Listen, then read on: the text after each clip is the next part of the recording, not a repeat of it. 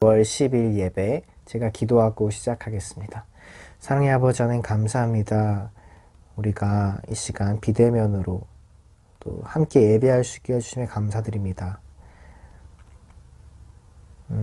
또 성탄절을 기다리고 있습니다. 주님의 오심을 기대하는 마음과 그 소망을 가지고 연말을 보낼 수 있게 해주세요. 이 시간 주님 앞에 영과 진리로 예배할 수 있기를 소망합니다. 예수님의 이름으로 기도드립니다. 아멘. 함께 찬양하실게요.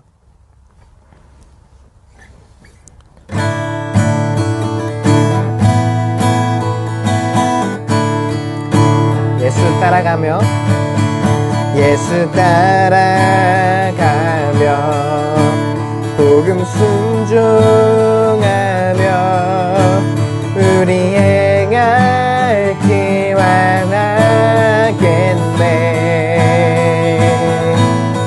주를 의지하며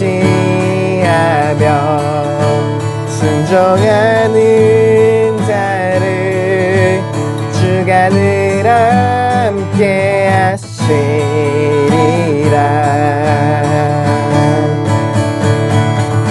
의지하고 순종하는 길은 예수 안에 즐겁고 복된 길이로다. 해를 당하거나 우리 고생할 때 주가 위로해 주시겠네.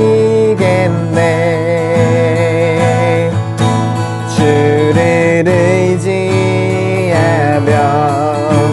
순종하는 자를 주가 안위해 주시리라.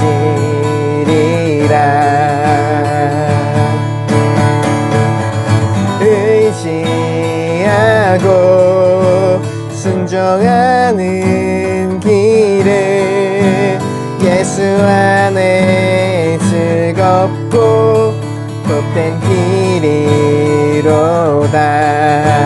남의 짐을 지고 슬픔 위로하며 주가 상급을 주시겠네.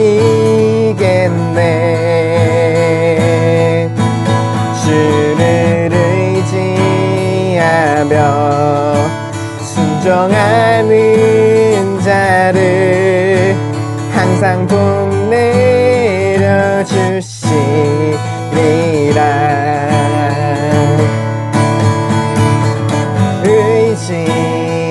의지하고 순종하는 길은 예수 안에 즐겁고 복된 길이. 이제 목소리 높여서 우리 받은 것을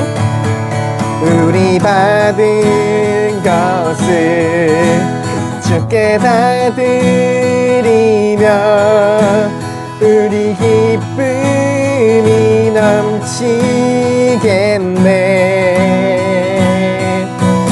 주를 의지하며 순종하는 자를 은혜 풍성케 하시리라.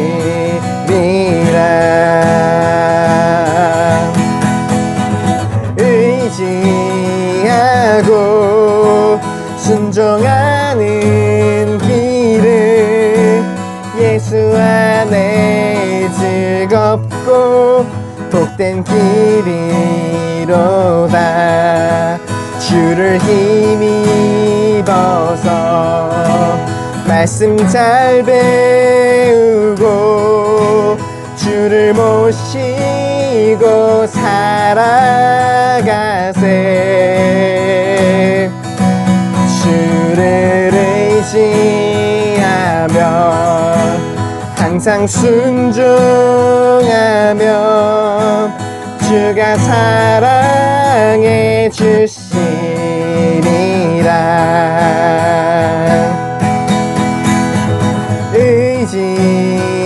의지하고 순종하는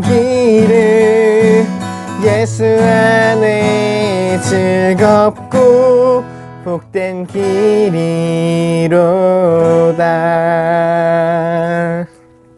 아멘.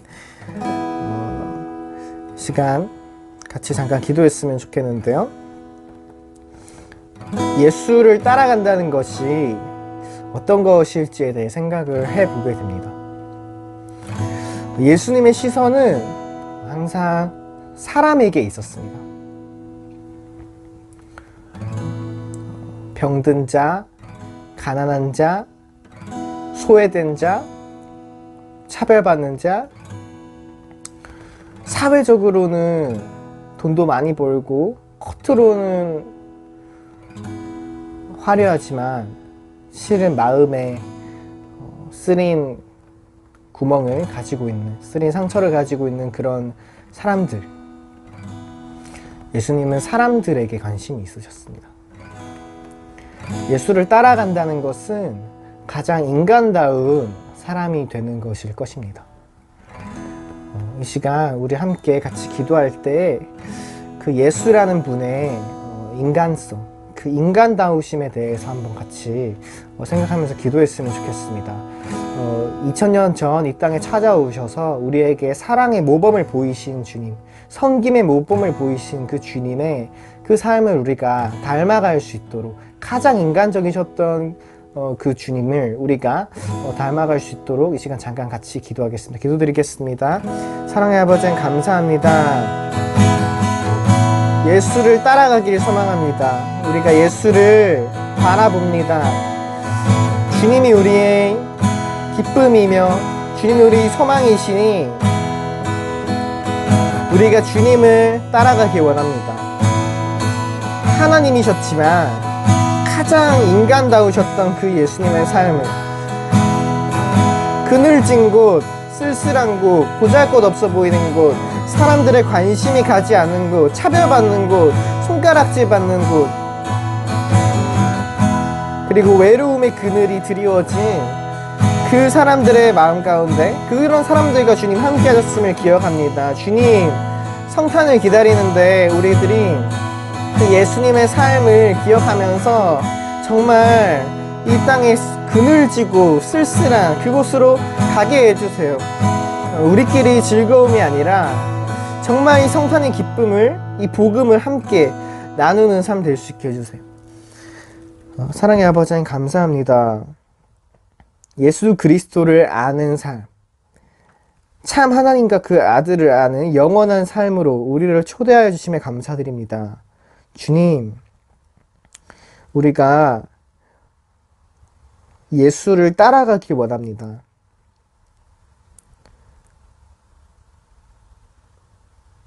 하늘 보좌를 내려놓고 이 땅에 오셔서 모든 것을 하실 수 있었지만 사실 예수님은 사랑이 아니면 하지 않으셨습니다.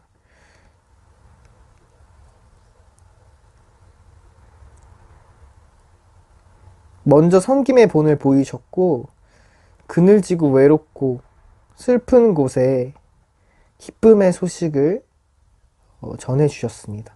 예수님이 발길이 닿는 곳에는 잔치였습니다. 주님, 성탄절을 기다리면서 우리가 가는 곳에 그런 역사가 일어나길 원합니다.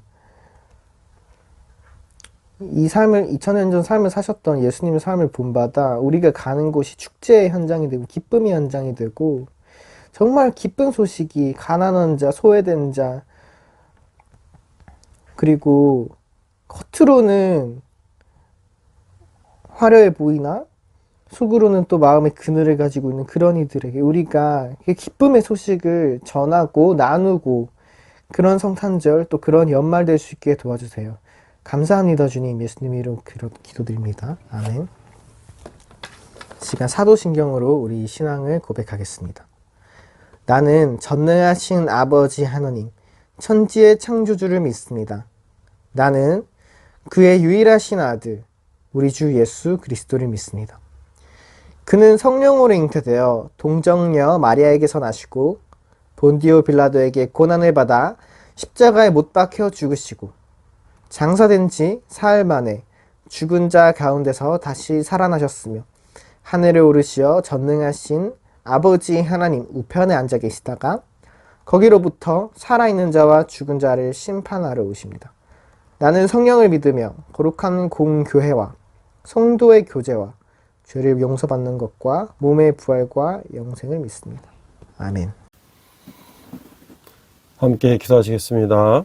하나님 아버지의 은혜를 감사합니다. 이제 성탄절을 앞두고 있습니다.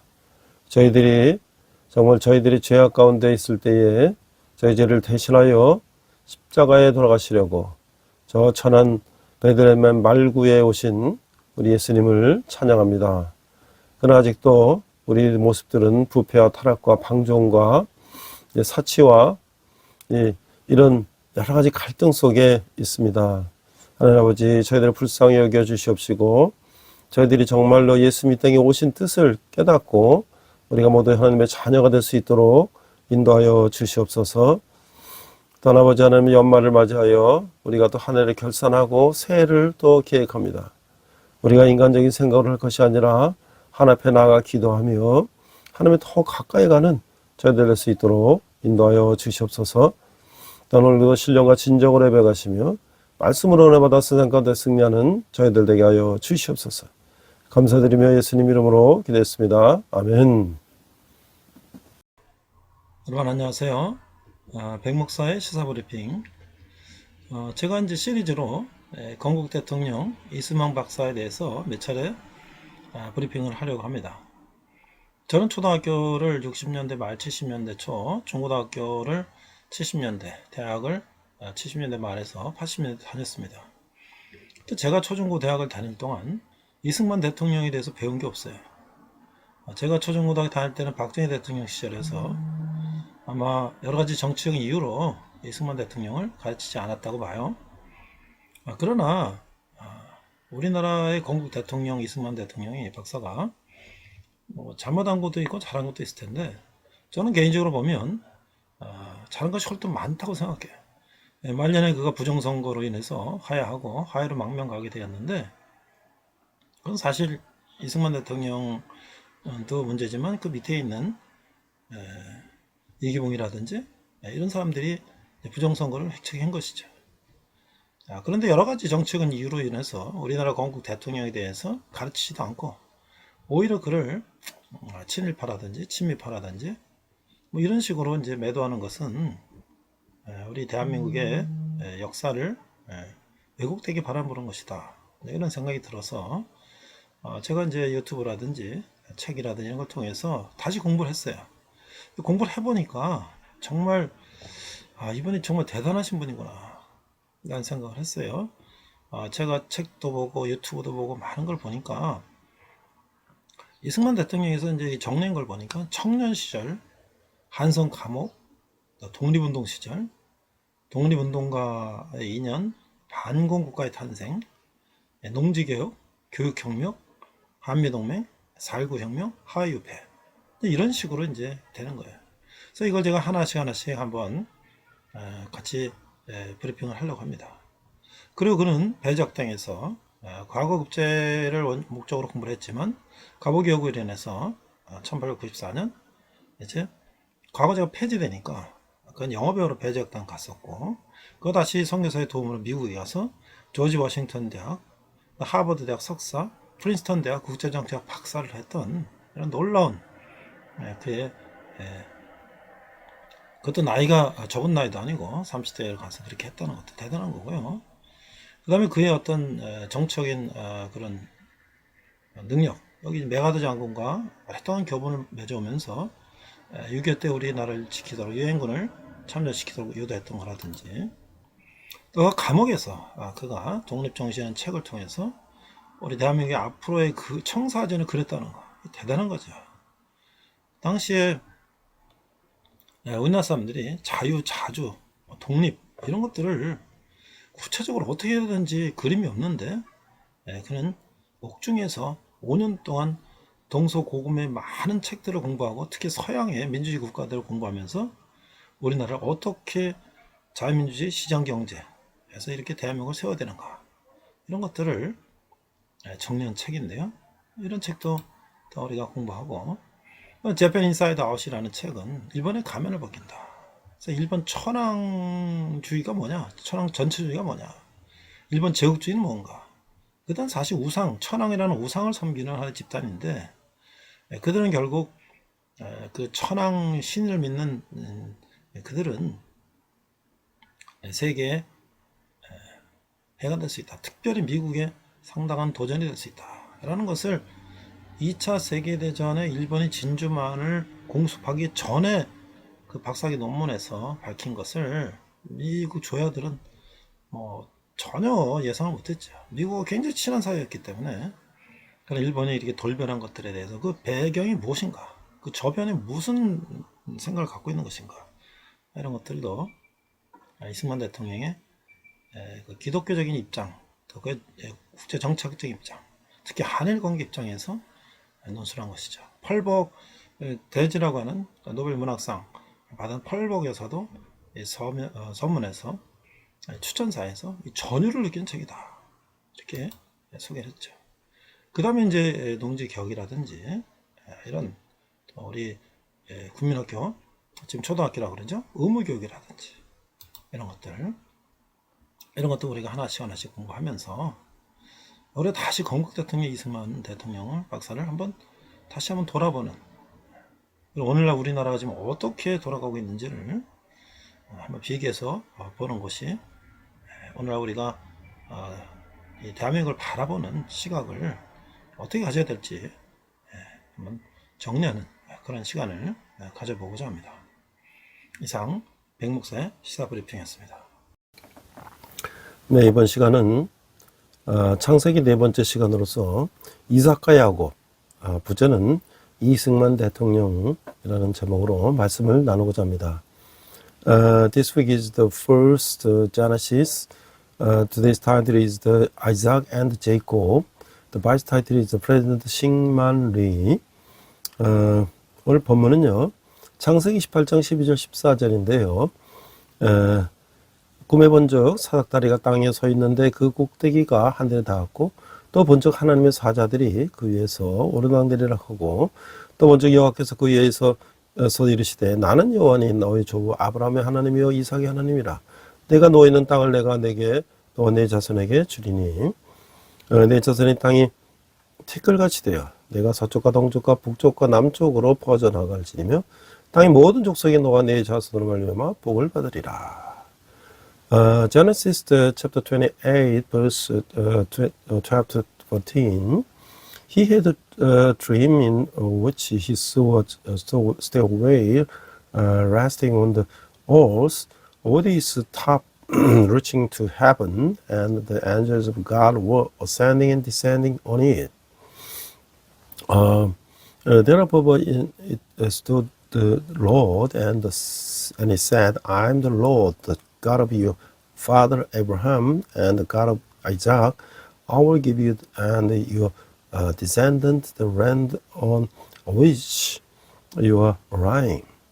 Your descendants will be like the dust of the earth, and you will spread out to the west and the east, to the north and the south. All peoples on earth will be blessed through you and your offsprings.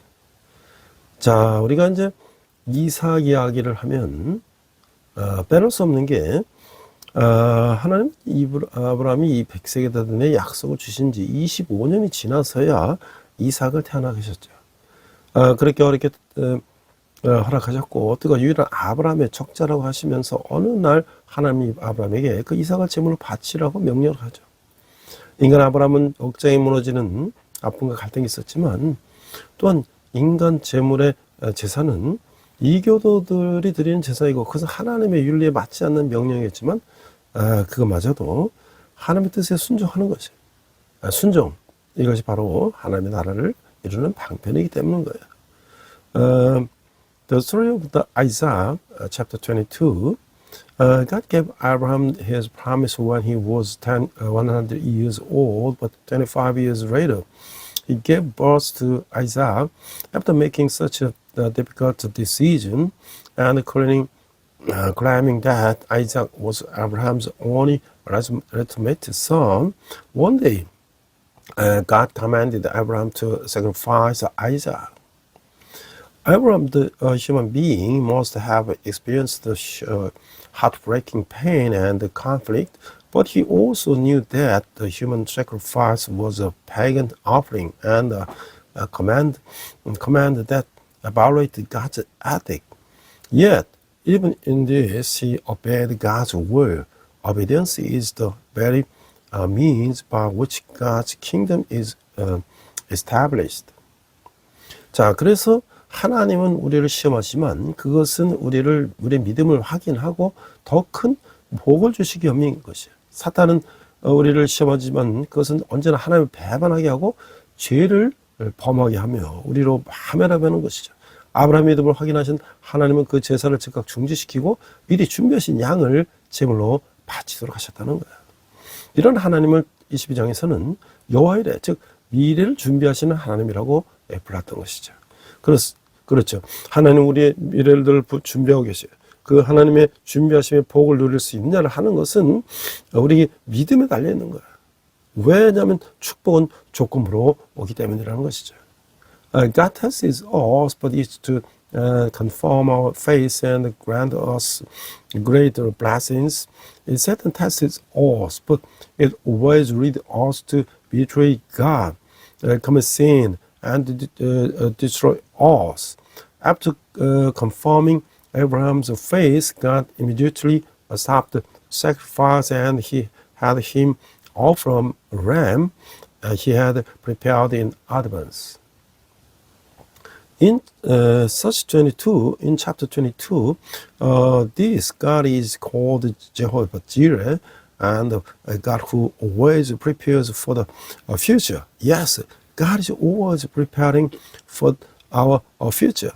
Whether we can enjoy the blessings of God's preparation depends on our faith, because the blessings are conditional.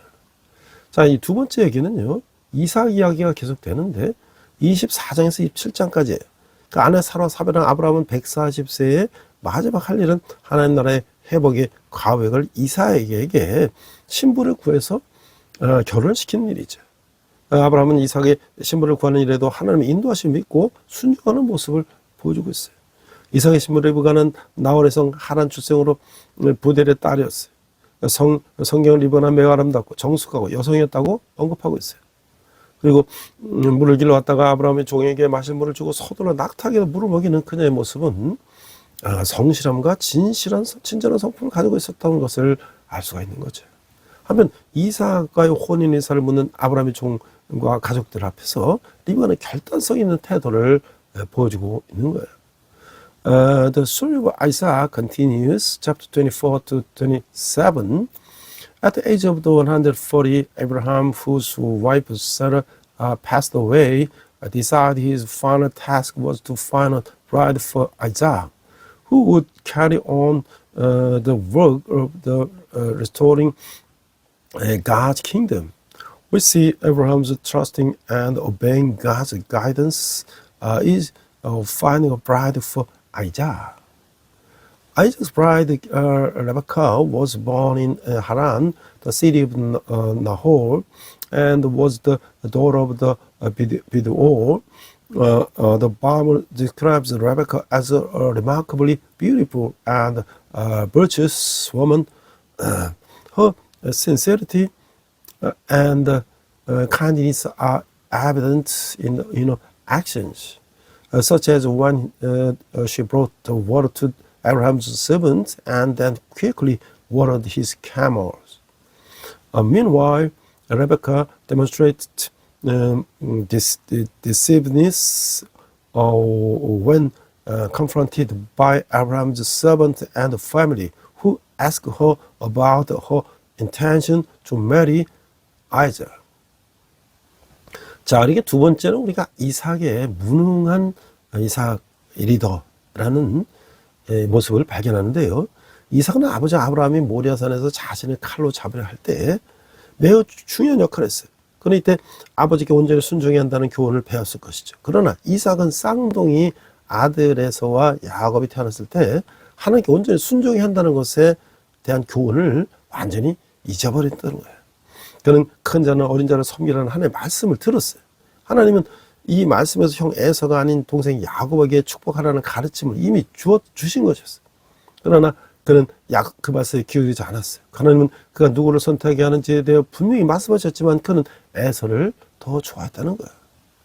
Isaac, the incompetent reader, Isaac played a crucial role when his father Abraham attempted to kill him with a knife on Mount Moriah. He rightly learned the lesson of the complete obedience to God at this time. However, Isaac seems to have completely forgotten this lesson of complete obedience to God when his twin sons Esau and Jacob were born. He heard God say, "Let the older serve the younger." In this passage, God had already instructed Abraham to bless his younger brother Jacob, and then his older brother Esau. However, he did not heed this instruction. God had clearly told him whom he should choose, but he preferred Esau. 물론 이제 하나님의 말씀은 당시의 관습과 맞지 않았어요. 그러나 이삭은 하나님이 인간적인 관습에 매이지 않는 분이심을 잘 알고 있었어요. 이삭은 한 가문의 지도자였지만 무능한 지도자였어요. 이삭의 그랬던 판단은 집안의 모든 사람들에게 이 파행적 행동을 초래하게 됐다는 것이죠. 아내 리브가는 작은 아들 야곱이 복을 받도록 새로운 계획을 세워했죠. 그러고 그가 야곱은 에서로 변장을 했으며 에서는 소리로 배울며 축복해달라고 애걸 했어요. 이삭의 왜곡된 가치관이 그 집안을 풍비박산으로 만든 것이죠. 이삭은 자신의 선호하는 가치관을 조정했지만 그렇게 하지 않았어요. 무능한 리더십에 따르는 가장 큰 비극 중 하나가 그가 따르는 사람들에게 미치는 좋지 않은 결과라고 하는 거예요. 영적인 지도자의 가치관이 하나님의 가치관과 다르다면 하루속에 수정되고 조정되어야 하는 것이죠. 만약 그렇게 하지 않는다면 그 공동체에 속한 사람들이 전혀 다른 계획으로 반응하게 된다는 거예요. Of course, God's word didn't align with the customs of the time. However, Isaac knew well that God is not bound by human customs. Isaac was the leader of the family, but he wasn't the incompetent leader. His poor judgment should lead to destructive behavior for everyone in his household. His wife, Rebecca, had to devise a new plan to ensure that her younger son, Jacob, would receive the blessing. As a result, Jacob had to disguise himself as Esau. And Esau had to weep loudly and beg for the blessing. Isaac's distorted values shattered his family. Isaac should have adjusted his preferred values, but he didn't. One of the greatest the tragedies of the incompetent leadership is the negative consequences it inflicts in those who follow. If a spiritual leader's value diverges from God's, they must be promptly corrected and adjusted. If they don't, those in the community will react with a completely different plan. 자, 제가 이제 하용조 목사님의 그래서 이런 내용들을 내가 봤어요. 자, 계승의 하나님의 복이다. 그러니까 장관이 되고 국회의원이 되고 사장이 되는 것을 인생의 최고 목표로 여기는 그 앞뒤 안 보고 달려간 사람들이 있다. 저도 젊었을 때 신앙생활 하면서 그냥 바깥으로 나가서 신앙생활 했어요. 그것도 일종의 목표 성취해서 하는 거지만 자기 자녀를 돌보지 못한다면 그런 것들이 다 무슨 소용이냐. 이런 어떤 성취나 돈을 많이 버는 것보다 자녀를 돌보는 일이 중요하다는 거야. 하나님의 복은 대대로 계속 이어져 하기 때문이죠. 그래서 나 혼자 잘 살고 나 혼자 누리는 것은 복이 아니라는 거예요. 요즘 많은 사람들이 아이를 낳기 싫어하고 지게 낙태를 하죠. 그런 현상 기저에는 내 대로 끝내겠다. 나의 상으로 가서 곧 존영할 수 없다라는 생각이 있는 거야. 그런 사람들은 구원 역사가 계속해서 이어져 나간다는 것을 생각하지 않는다는 거야. God's blessing must be passed on 하용저 the rate that the sinners passed of the ordinary church. Some people consider becoming a minister and a member of the National Assembly or a CEO their highest goals, and they rush headlong into their pursuit. If they can't even care for their own children to achieve their goals, what could they? Caring for your children is more important than any accomplishment or making a lot of money. God's blessing must be passed down through the generations. Living well and enjoying life along is not a blessing. These days, many people are reluctant to have children and readily resort to abortion, and nothing is more valuable or precious than me. Such people fail to consider the continuation of the history of salvation. 자, 구약성경 아브라함의 하나님, 이삭의 하나님, 야곱의 하나님이라는 말이 자주 나오는데 이 표현은 하나님의 복이 당대로 끝나는 것이 않는다는 의미가 있다고 하는 거예요. 현대인들은 이 가치를 순간적 쾌락이나 자신의 사생활과 맞바꾸죠. 진리보다 자기 권리를 앞세우는 것이죠. 그래서 하나님이 주시는 복의 물줄기를 다 끊어버리는 거예요. 그런 개인과 사이에 하나님이 어떻게 복을 주시겠어요? 하나님의 복은 흘러넘쳐서 계승되는 것이죠. 그런 맥락에서 가장 중요한 가치가 바로 가정이다라고 하는 거예요. The Old Testament frequently features the phrase God of Abraham, God of Isaac, and God of Jacob. This expression implies that God's blessing do not end with the present. Modern people trade this value for momentary pleasure or their own private lives. They prioritize their own right and the truth. By doing so, they cut off the flow of blessing from God. God blesses such individuals and societies. God's blessing, the overflow, and are passed down. In that context, the most important value is family. 자, 그래서 이제 야곱 이야기를 우리가 넘어가는데요. 이삭이 여기는 가족의 문제라면 야곱은 국가의 문제예요. 자, 이제 야곱의 이제 일생을 도표로 만들어 보면 창세기 2장 25장부터 50장까지 이 창세기의 한 절반을 50장을 이 차지하는 분량을 차지하고 있어요. 그만큼 이제 하나님의 나라를 회복시키는 하나님의 계획 중에서 아브라함과의 언약 속에 백성을 이루는 일은 나라를 이루게 하는 12지파의 아비가 되는 삶이기 때문이죠. The story of Jacob, the following chart nicely summarizes Jacob's life from his birth in Genesis 25 to his death to burial in Genesis 50. Jacob's life is occupied 25 chapters, half of the entire 50 chapters of the Genesis. This is because Jacob's life is a pivotal moment in God's plan to restore His kingdom.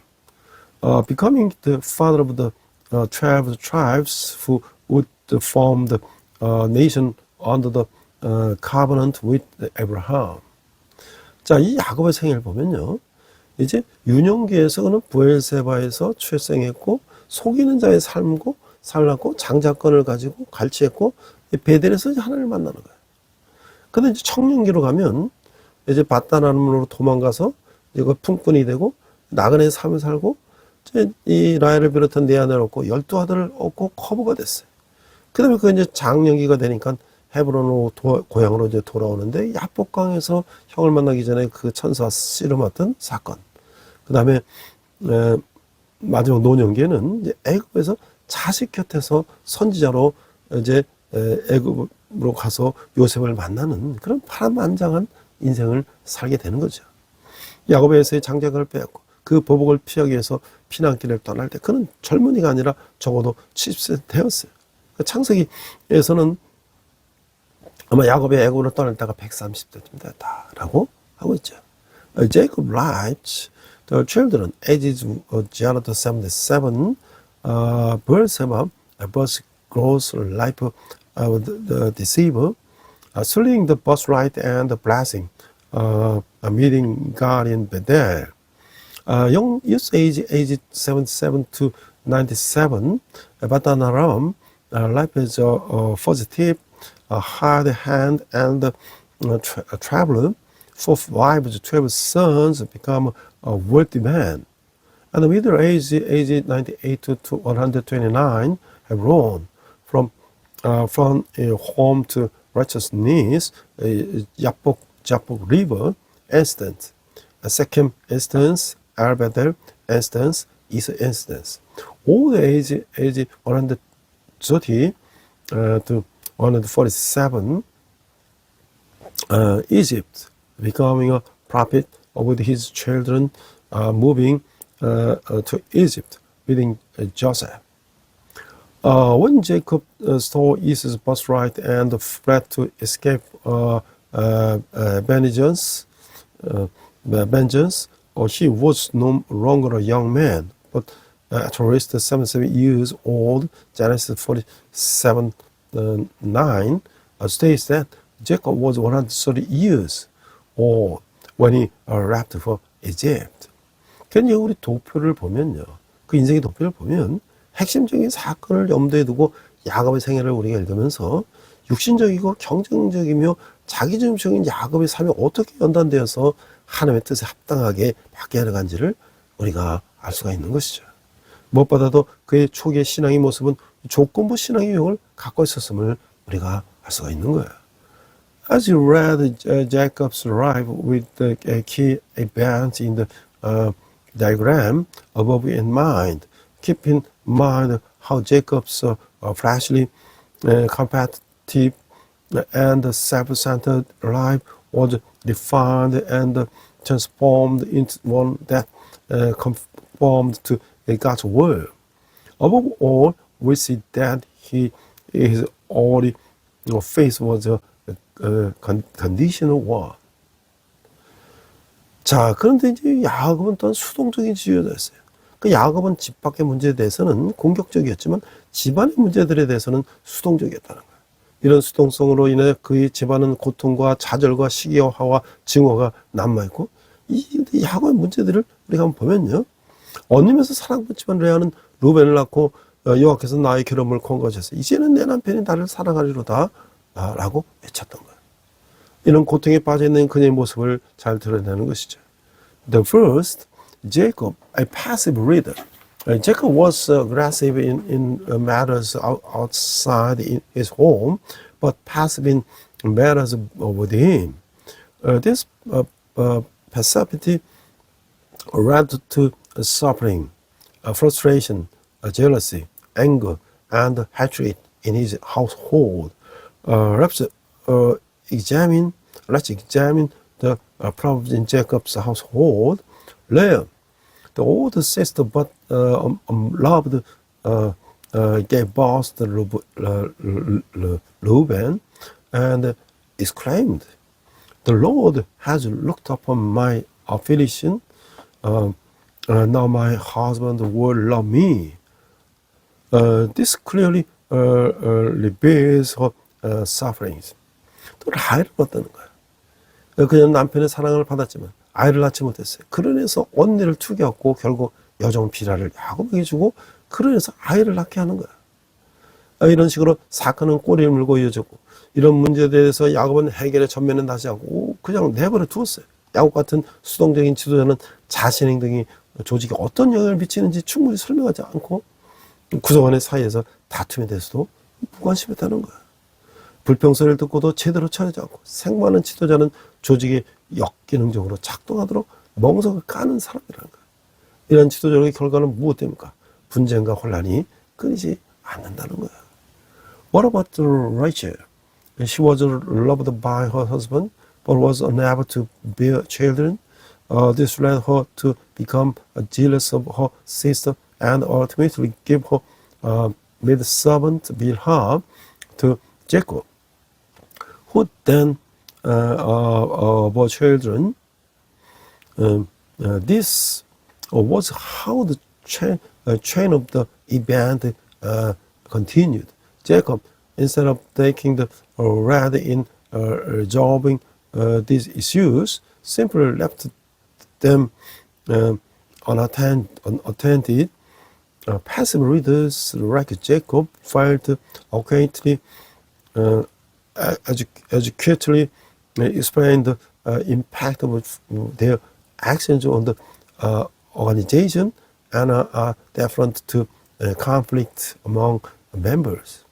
A leader whose recent complaints but doesn't address them properly, but instead merely mulls them over, is laying the groundwork for a dysfunctional organization. What will be the result of this kind of the leadership? Unending conflict and chaos. 자, 근데 거짓말한 야곱은 어떻게 복을 받았죠? 그러니까 리브가의 탄에서 쌍둥이가 서로 싸울 때 하나님은 주권적인 선택에 의해서 큰 자가 어린 자를 섬길 것이라고 대답하였죠. 하나님 에서가 아니라 야곱에게 복을 주실 것을 작정해 놓으신 것이에요. 또한 형 에서는 내가 죽게 됐으니 이 장자의 명분이 내게 무지수익하리오 하고 장자권을 멸시했어요. 그 에서는 장자권을 한낱 팥죽 한 그릇 정도의 가치로밖에 여기지 않았던 것이죠. 그 이런 경솔한 태도로 볼 때 그가 장자권과 잃게 된 것은 불공평한 일이 아니었어요. 신약은 이런 에서를 망령된 자라고 히브리서에는 말씀하고 있어요. 물론 야곱은 그의 거짓말에 대한 대가를 치를 만큼 치렀죠. 그렇지만 야곱은 아브라함에게 약속하신 언약 백성으로서의 복을 소망하였고 그것을 얻기 위해서 이 침노한 거예요. 하나님 나라는 침노한 자가 빼는 것이다 라고 하는 것이죠. How could Jacob who lied receive the blessings? When the twins struggled in the Rebekah's womb, God answered that the older would serve the younger by sovereign choice. God had decided to bless Jacob, not Esau. Furthermore, Esau, the older brother, dispatched his birthright, saying, "See, I'm at the point of the death. What good would this birthright do to me?" Esau valued his birthright as nothing more than a bowl of red bean porridge. Given his reckless attitude, it wasn't unfair that he lost both his birthright and his blessing. The New Testament called Esau a fool in Hebrew.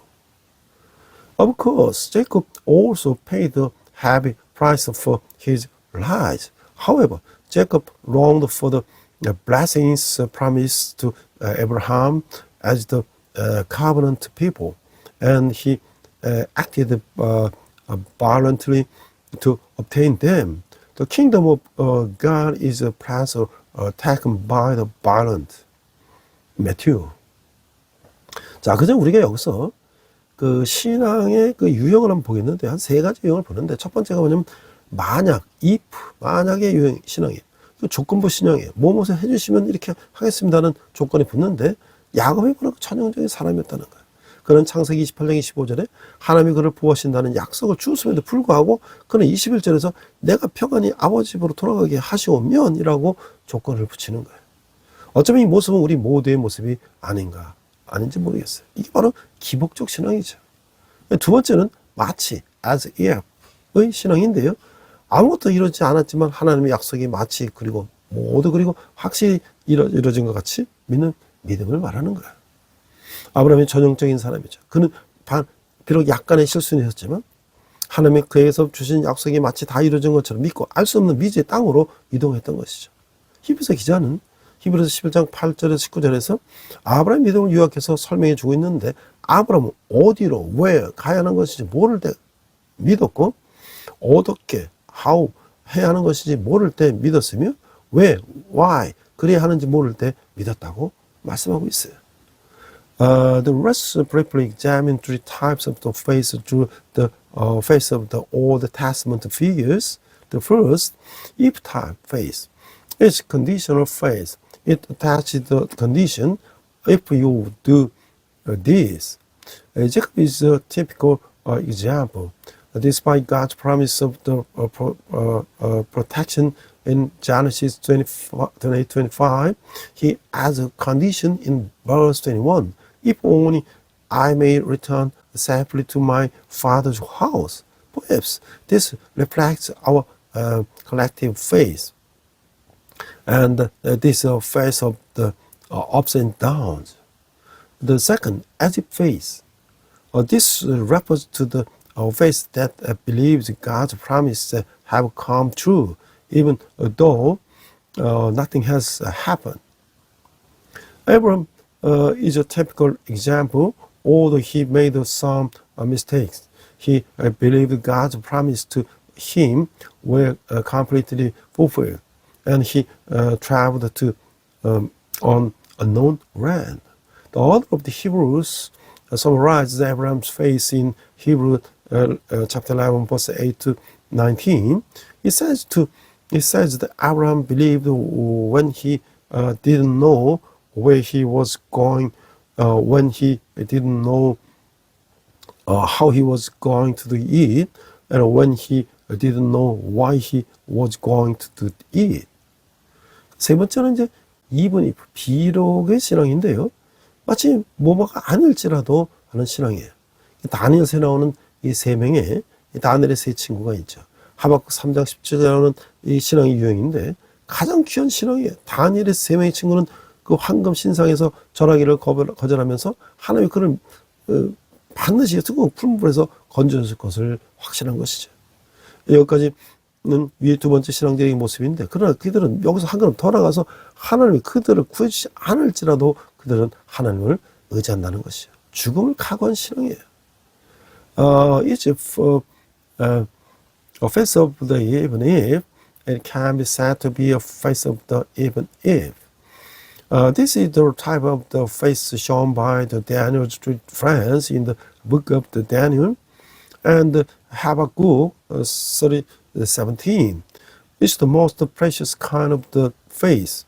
Daniel Street friends refuse to bow down to the golden image, confident that God will surely deliver them from the fiery furnace. This is the second type of the faith mentioned above. However, they go one step further.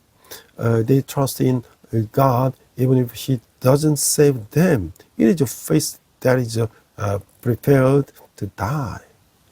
다니엘 3장 17절 18절을 보면, 왕이여 우리가 섬기는 하나님이 계시다면 우리를 맹렬히 타는 풀무불 가운데서 능히 건져내시겠고 왕의 손에서 건져내시리다. 18절 그렇게 하지 않으실지라도 왕이여 우리가 왕의 신들을 섬기지도 아니하고 왕이 세우신 금신상에도 절하지 아니할 줄 없소서. Daniel 3:17 If we are thrown into the blazing furnace, the God we serve is able to deliver us from it, and He will deliver us from your majesty's wrath. But even if He does not, we want to you know your majesty, that we will not serve your gods or worship the image of God you have set up. 그 하박국도 신앙 유형을 보여주는데, 굶어 죽을지라도 하나님을 의지한다는 거예요. 그래서 3장 17절 18절 보면 비록 모가나무가 무성하지 못하며 포도나무에 열매가 없으며 감람나무에 소출이 없으며 밭에 먹을 것이 없으며 우리의 양이 없으며 외양간에 소가 없을지라도 나는 여호와의 말미암아 즐거워하며 나의 구원의 하나님으로 말미암아 기뻐한다는 거예요. Habakkuk is also demonstrates the same type of faith, trusting God even when he is starving. Habakkuk 3:17 to 18. Though the fig tree does not bud and there are no grapes of the vines, though the olive crop fails and the fields produce no food, though there are no sheep in the pen and no cattle in the stores, yet I will rejoice in the Lord. I will be joyful in God, my Savior. 자, 그래서 우리가 이 첫 번째 만약의 신앙은 우리 신앙의 현주소예요. 그런데 이제 이 마치 신앙은 우리가 이제 성숙해야 할 신앙의 목표고, 궁극적인 목표는 그 세 번째 순교자의 신앙의 용일 것이죠. 그 자기중심적이며 이기적이며 흥정적인 야곱을 하나님은 도망자의 삶을 통해서 연단시켰어요. 우리 신앙도 이기적이고 자기중심적이고 조건부 신앙을 가질 때 하나님 우리를 연단의 과정을 통해서 훈련시키는 거예요. 그 돌아오는 길에 야곱은 그가 피난길을 올 때 하나님을 만나고 비록 조건부이지만 선하고 단을 쌓았던 그 베델을 이루어서 하나님의 천사를 만나고 그 한도뼈가 부러지기까지 치열한 씨름을 하며 이기고 축복을 받을 만큼 지명이 감했지만, 그러나 여기서도 야곱은 장기를 부리며 흥정하는 모습은 없어진 듯 하나님께 진솔하게 축복을 요구하며 축복을 받는 모습을 보게 되는 거죠. The face of the Eve may be the current state of faith. And the second face of as Eve is the goal toward which our faith must mature. And the third face of the although may be the type of the face of the Messiah. God disciplined Jacob, who was self-centered, selfish, and bargaining through his life as a fugitive when our faith is selfish, self-centered, and conditional. God trains us through a process of the discipline. On his way back, Jacob met God when he was on the road of the refugee, and although it was conditional, he met the angel of God at Bethel, where he had made a bow and built an altar, and he wrestled with fiercely until his heel was broken, and he was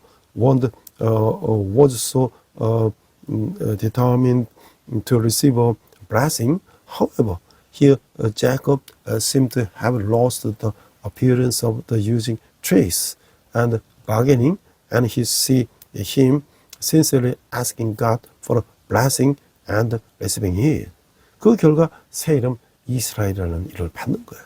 성경에서 새 이름을 받는 것은 그가 사람의 영적 정체성이 바뀌었다는 뜻이에요. 그러나 창세기 33, 34장에서는 에서를 만나는 과정에서 야곱은 이스라엘 아니라 옛 야곱의 모습으로 돌아가는 모습도 보는 거예요. 그리고 그는 딸 디나가 강간당한 일을 통해서 가정의 빅을 겪고 후에는 하나님의 베델로 돌아가는 음성을 듣는 거예요. 하나님은 야곱이 도망다닐 때 베델에서 선한 것을 상기시키는 것이죠. 야곱은 이제 그의 삶의 방향을 변화시키는 변환점에 이르게 되는 거예요. 그리고 그 변화를 받아들이기 위해 제일 먼저 한 것은 바로 이방 신상을 버리고 베델에 하나님께 돌아가는 것이죠. 그것이 바로 하나님께 돌아가는 거예요. 그것이 바로 진정한 하나님 원하시는 변화라는 것이죠. 그게 하나님의 나라가 이루어지기 때문인 거예요. As a result, he receives a new name, Israel, in the Bible. Receiving a new name signifies a change in one's spiritual identity. However, in Genesis 33-34, when Jacob meets Esau, we see that he returns to his old self and not to Israel. So, only after experiencing a family tragedy, the rape of his daughter Dinah, does he hear God's voice telling him to return to Bethel. God is reminding Jacob of the vow he made at Bethel when he fled. Jacob now reaches the turning point that will change the course of his life.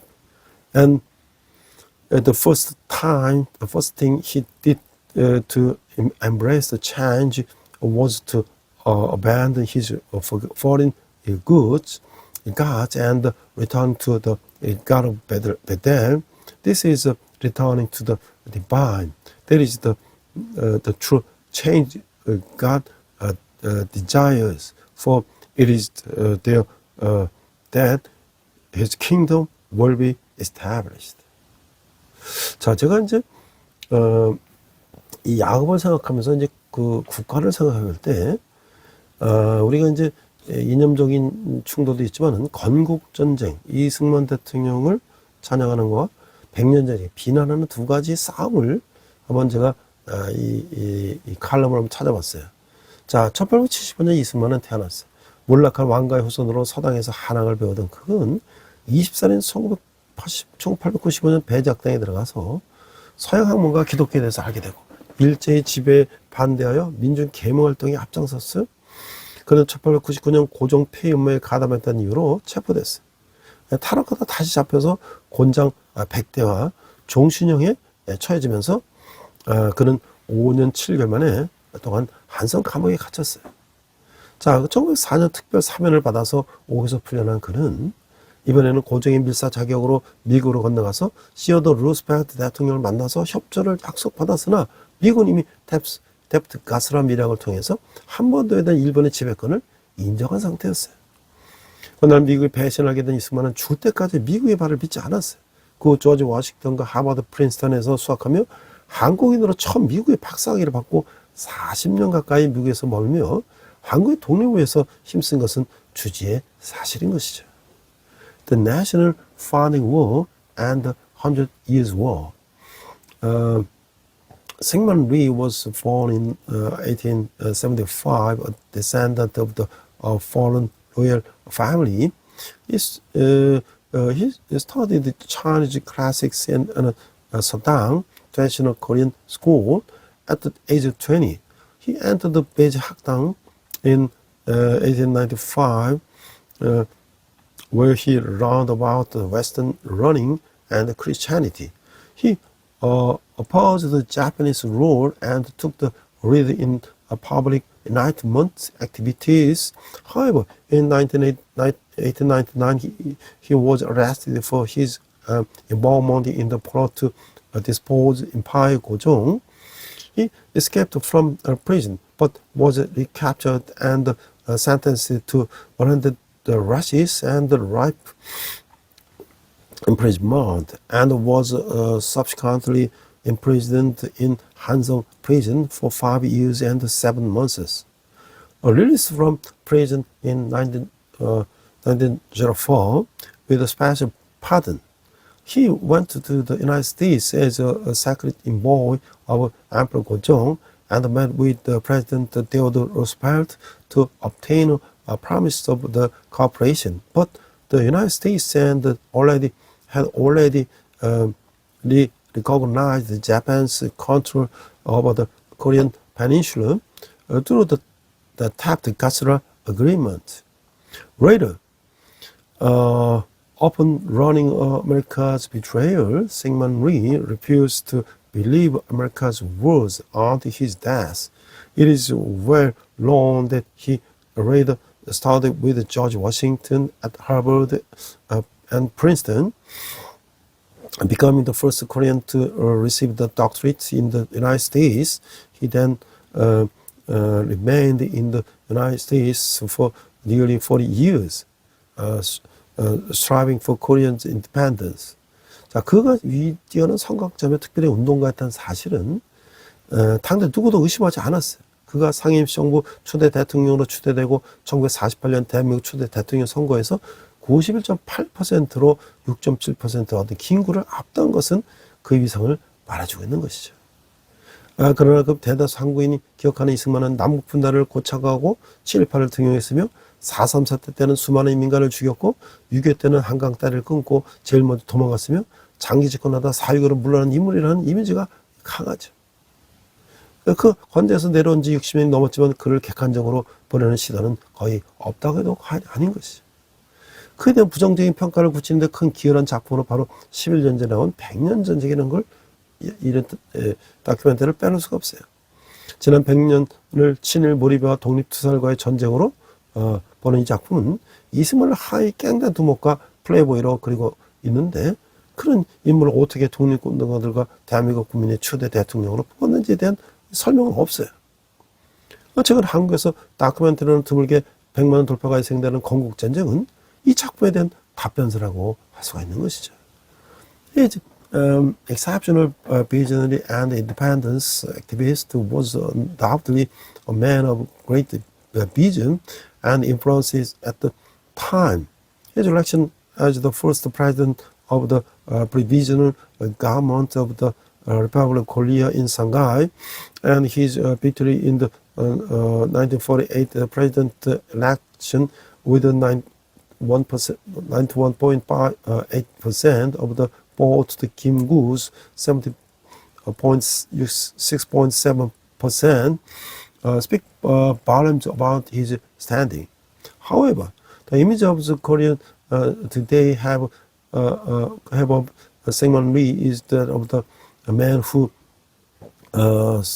solidified the division of North and South Korea, appointed pro-Japanese collaborators, killed countless civilians during the April 3 instance, tore down the Han River Bridge during the Korean War and was the first to flee, and ultimately resigned after the long term in power following the April 19 revolution.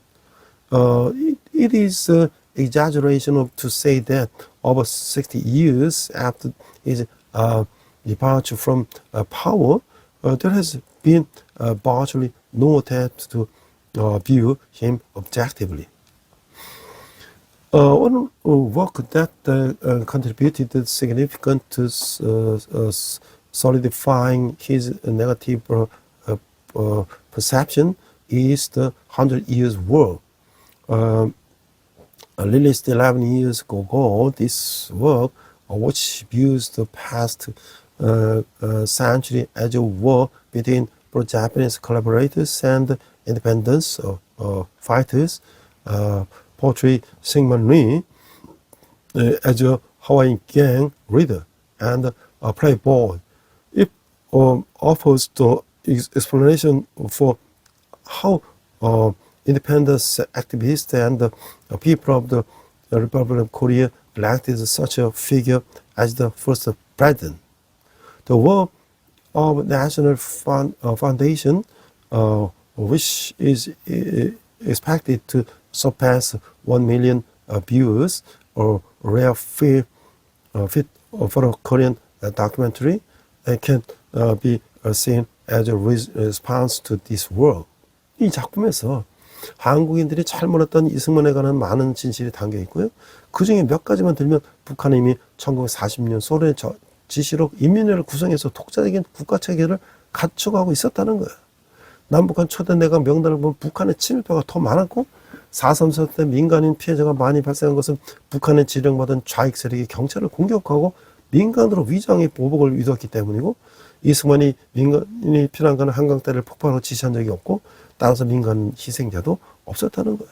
그보다 더 중요한 것은 농지개혁과 한미 상호 방위 조약이라는 업적인데 건국 초기 대한민국 국민의 70%는 농민이었고 그중 80%는 소장농이었는데 이승만은 이것을 자신의 지지계급인 지주들의 반대를 부르쓰고 소장농들에게 분배함으로써 이들을 차장농으로 만들었어요. 내려가기만 하면 남한 사람들이 쌍수를 들어 환영할 것이라고 박헌영의 말과 달리 토지 소유자가 된 농민들은 공산에 저항했고 이것이 남침이 실패로 된 주요 원인이 하나였다는 거예요. 농지개혁 성공으로 토지자본의 산업자본으로 발전할 수 있었던 토대가 마련된다고 하는 거예요. The work contains many truths about Syngman Rhee that many Koreans were unaware of. To name just a few, North Korea had already established its own independent state system in 1946, establishing the People's Committee under Soviet direction. Looking at the list of the first cabinets of North and South Korea, there were more pro-Japanese collaborators in North Korea. And the reason there were many civilian casualties during the April 3rd the incident was because the leftist forces under orders from North Korea attacked the private police and disguised themselves as civilians to induce retaliation. In addition, Syngman Rhee never organized the bombing of the Han River Bridge, through which civilians were fleeing, and therefore there were no civilian casualties. But even more significant were the achievement of land reform and the ROK-US Mutual Defense Treaty. In the early days of the Republic of Korea, 70% of the population were farmers, 80% of whom were tenant farmers. Syngman Rhee is defined the opposition of his supporters and the land owners distributed this land to tenant farmers, thereby turning them into independent farmers.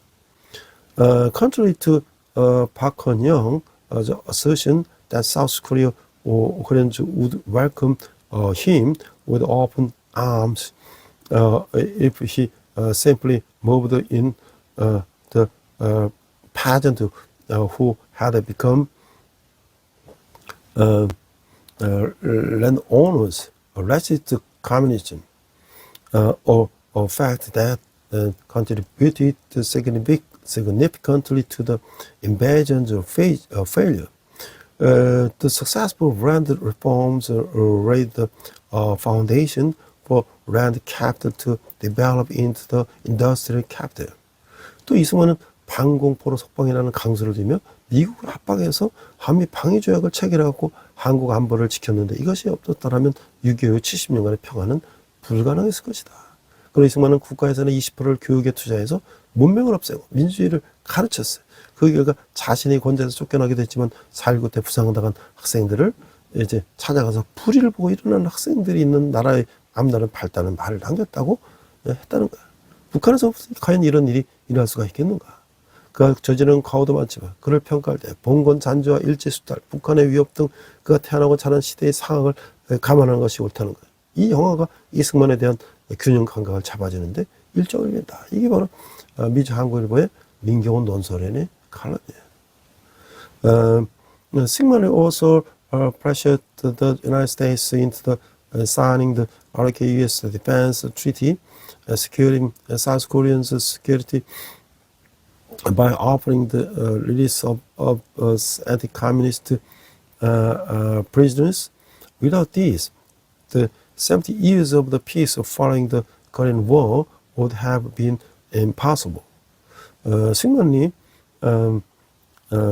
invested 20% of the national budget in education, eradicating illiteracy and promoting democracy. Although his actions led to his ouster from power, the reportedly visited injured students during the April 19th revolution and declared, "A country with students who rise up against the injustice has a brighter future." Could such a thing be possible in North Korea? While he committed many mistakes, evaluating him should be considered in light of the error and the circumstances in which he was born and raised. The remnants of the feudalism, Japanese exploitation, and the threat of North Korea. I hope this film contributes to a balanced understanding of the Syngman Rhee. This is from 한국일보, the 민경훈, the editorial writer. 그러면 기도하겠습니다. 하나님, 우리의 신앙이 우리를 우리들의 신앙이 현주될지 모르는 그 만약의 신앙에서 우리가 또 성숙해야 할 그 마치 야제프의 신앙으로 거기서 우리가 마치 even if 그지 않을지라도 신앙이 될 수 있도록 인도하여 주시옵소서. 예수님 이름으로 기도했습니다. 아멘. Let's pray. God please help our faith. The first, move beyond the if phase, which may be our current state. The second, move beyond this as if phase, which is the goal toward which our faith should mature. And the third, become the even if phase, which may be the type of faith of the martyr. We pray in Jesus' name. Amen.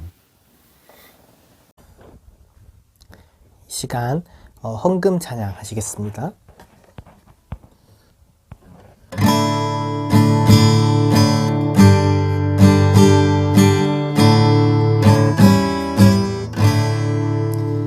내게 있는 모든 것을 아낌없이 드리네. 사랑하고 의지하며 주만 따라 살리라. 주께 드리네. 주께 드리네. 사랑하는 구주 앞에 모두 드리네. 아멘.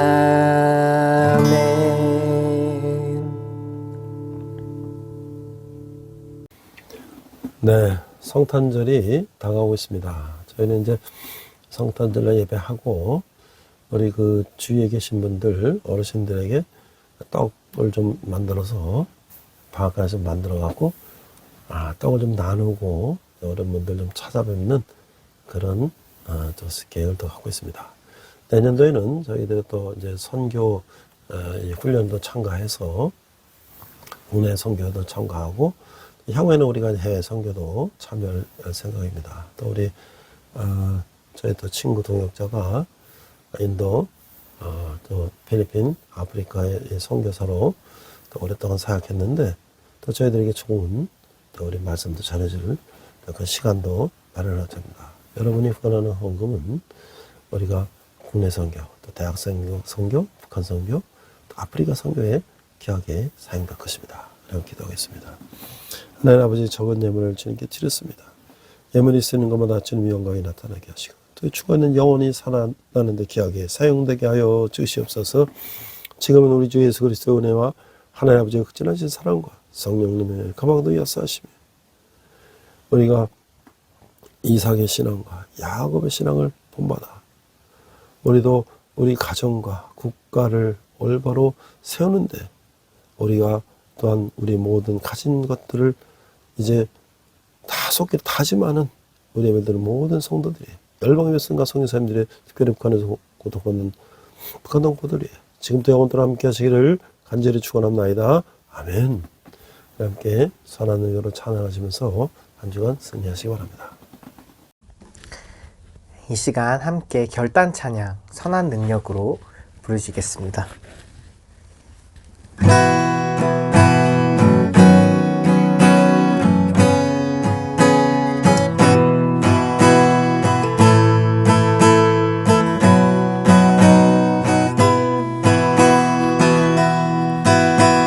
선한 힘에 고요히 감싸여 그 놀라운 평화를 누리며 나 그대들과 함께 걸어가네. 나 그대들과 하늘을 여네. 지나간 어물 어둠의 날들이 무겁게 내 영혼 짓눌러도 오 주여 우릴 외면치 마시고 약속의 구원